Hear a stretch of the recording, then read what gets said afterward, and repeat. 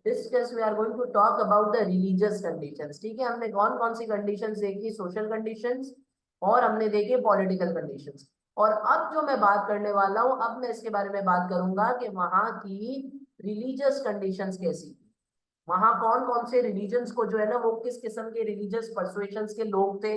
कि इस्लाम तो अभी नहीं आया है, हम तो इस्लाम आने से पहले की बात कर रहे हैं। तो वहां पर यानी अगर आप इसको, मैं यहाँ पर ना डेट्स भी लिख देता हूँ। देखो इस्लाम कब आया बेटा? इस्लाम केम इन 610।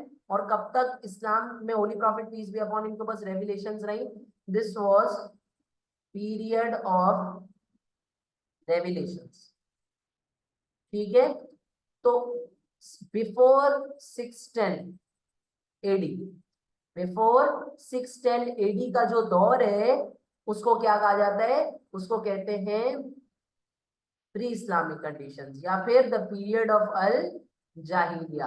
इंग्लिश में कहते हैं द एरा ऑफ इग्नोरेंस या फिर द एज ऑफ इग्नोरेंस। ठीक है, अच्छा अब आ जाते हैं इस दौर की रिलीजियस कंडीशंस के ऊपर। तो सबसे पहले जो लोग थे जिनको हम अपने इस्लामियात में बहुत मर्तबा ऑफ एंड ऑन रिपीट करेंगे, उनको हम कहते हैं पॉलीथीस्ट।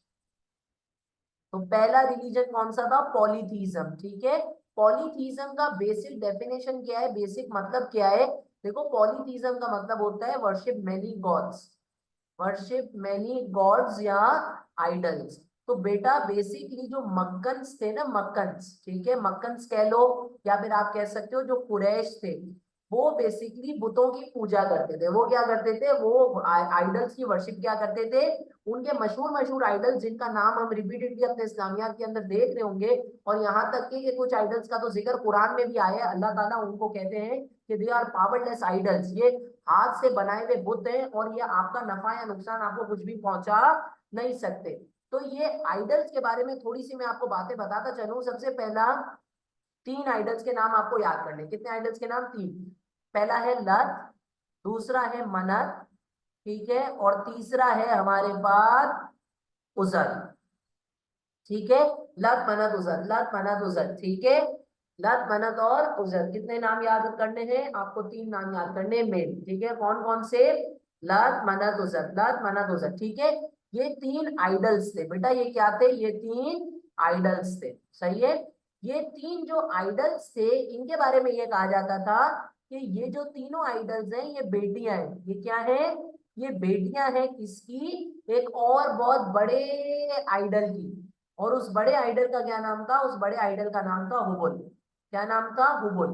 ये हुबल जो है ये बाद में चल के दोबारा भी आएगा, जब मैं इंशाल्लाह आपको लाइफ इन मदीना के अंदर for example battle of Uhud पढ़ा रहा हूँ। सही है, तो बैटल ऑफ ओहद के अंदर जब अबू सुफियान बैटल ऑफ ओहद जीत गया था, तो अबू सुफियान ने ओहद की पहाड़ी के ऊपर जाकर एक अनाउंसमेंट किया था। और उस अनाउंसमेंट में अबू सुफियान ने बोला था कि today is the day when लत मनत उज़त and eventually Hubal has proven कि दैट रिलीजन इज करेक्ट। ठीक है, तो ये जो हुबल था ये बेसिकली सबसे बड़ा आइडल था। टोटल कितने आइडल्स थे?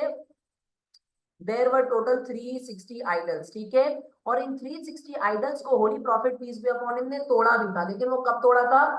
दे वर ऑल ब्रोकन। ये हम आगे चल के बात करेंगे, मैं आपसे दोबारा पूछूंगा ये। Broken by holy prophet, broken by holy prophet at the time of conquest of मक्का।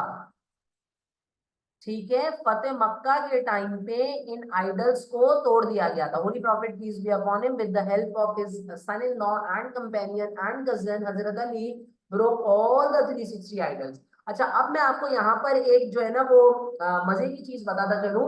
ये जो 360 आइडल्स है ना, कभी कभार मुझे भी हैरान होता हूँ मैं इस बारे में सोच के कि इतना बड़ा ये कोई मिसकंसेप्शन है। और ये इतना बड़ा मिसकंसेप्शन है, लोग समझते हैं कि ये जो 360 आइडल्स थे ये काबा के अंदर थे। ठीक है, ये देवर इनसाइड होली काबा।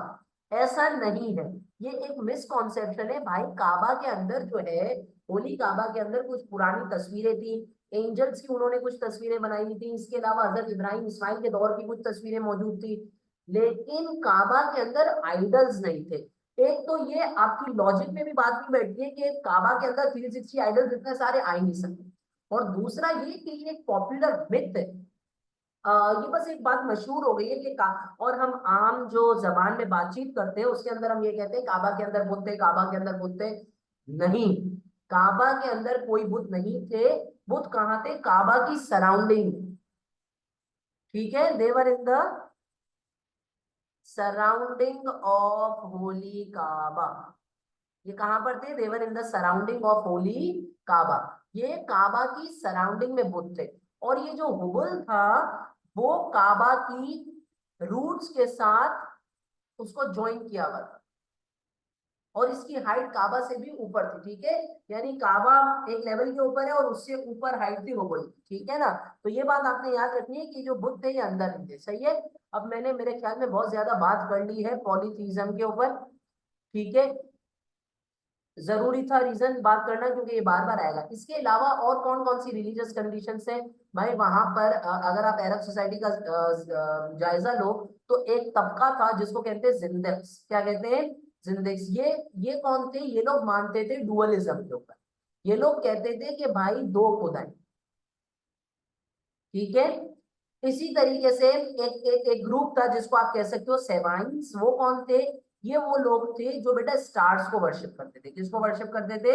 स्टार्स को वर्शिप करते थे। ठीक है, इसके अलावा कौन थे बेटा? इसके अलावा ज्यूज मौजूद थे। ठीक है, इसके अलावा क्रिश्चियंस एंड बुद्धिस्ट मौजूद थे। ठीक है, तो अक्सर एक मिसकॉन्सेप्शन है और वो मिसकॉन्सेप्शन ये है कि अरब सोसाइटी में इस्लाम आने से पहले जो रिलीजियस स्ट्रक्चर था उसके अंदर जनाब सिर्फ और सिर्फ जो है ना वो बुत परस्त लोग थे। नहीं, ऐसा नहीं था, खाली बुत परस्त लोग नहीं थे।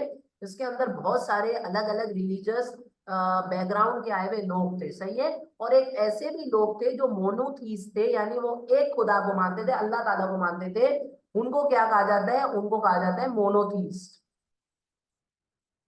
ठीक है, और ये मोनोथीस्ट कौन थे?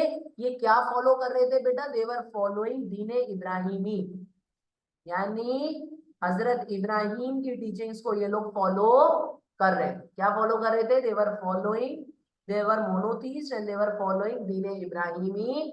दीन इब्राहिमी का क्या मतलब होता है? दीन इब्राहिम का मतलब ये होता है कि they're basically following the teachings of हजरत इब्राहिम। तो ये अरब सोसाइटी की ना क्या थी? ये अरब सोसाइटी की थी रिलीजियस कंडीशंस।